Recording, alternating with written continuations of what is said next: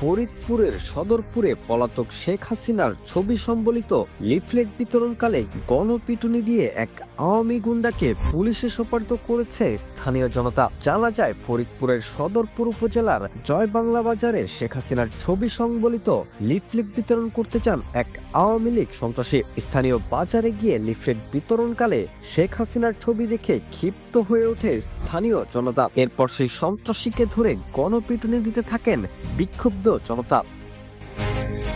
আওয়ামী লীগের সেই সন্ত্রাসীকে গণপিটুনি দেওয়ার একটি ভিডিও সামাজিক যোগাযোগ মাধ্যমে বেশ ভাইরাল হয়েছে। গণপিটুনির এক পর্যায়ে তাকে পুলিশে হস্তান্তর করে বিক্ষুব্ধ জনতা। এ সময় তার কাছ থেকে 60টি লিফলেট জব্দ করা হয়। জানা গেছে, মাত্র 10টি লিফলেট ছাপিয়েছিলেন আওয়ামী লীগের ওই সন্ত্রাসী। 3টি বিতরণ করার পর 4র্থ নম্বর লিফলেট বিতরণ করতে গেলেই বাধে বিপত্তি। রাকিবুল হাসান, টি নিউজ, বাংলাদেশ।